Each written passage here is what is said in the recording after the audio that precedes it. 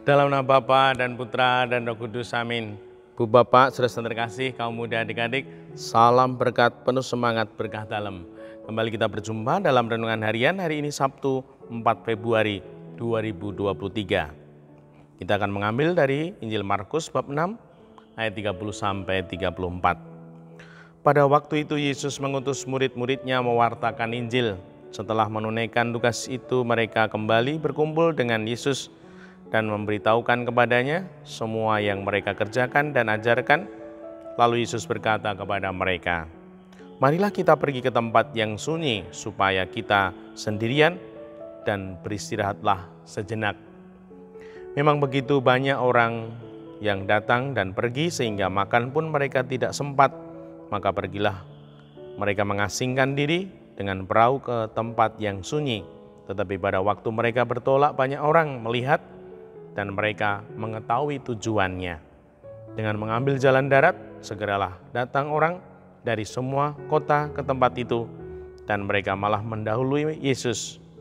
Ketika mendarat, Yesus melihat jumlah orang yang begitu banyak, maka tergeraklah hatinya oleh belas kasihan kepada mereka, karena mereka seperti domba yang tidak mempunyai gembala.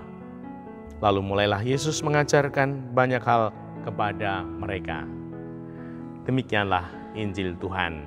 Terpujilah Kristus.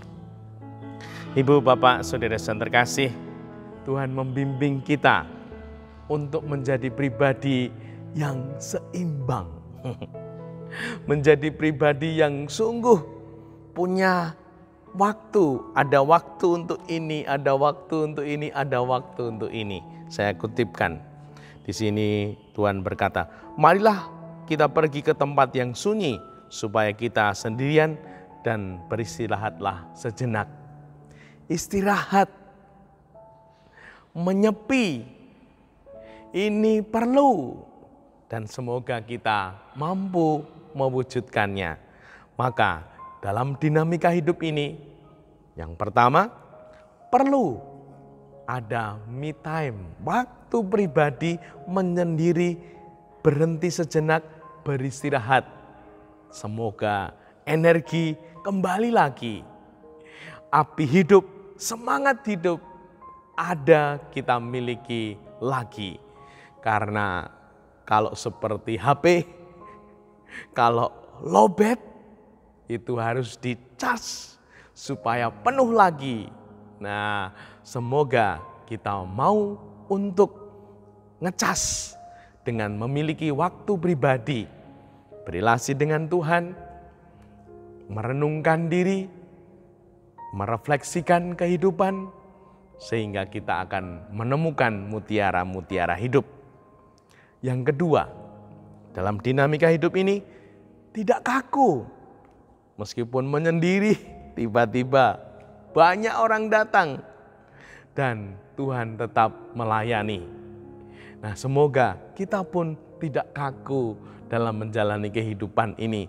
Kadangkala kita harus melakukan, meskipun kadangkala kita ingin istirahat, namun ada hal yang menuntut kita melayani. Semoga tetap melayani. Ora kaku.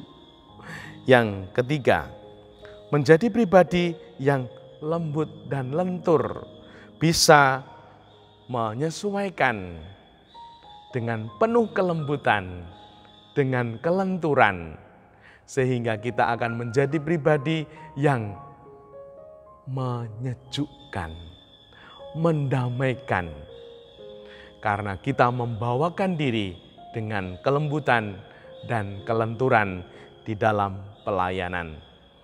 Dan semoga dengan demikian ada selalu kebaikan, karena kelembutan, kelenturan itu akan membuka berkah, bahkan akan sungguh menjadi waktu di mana pribadi-pribadi mengalami kedamaian hati dengan kelembutan kita. Dimuliakanlah Tuhan kini dan sepanjang masa. Salam berkat penuh semangat berkah dalam. Nama Bapa, Putra, dan Roh Kudus. Amin.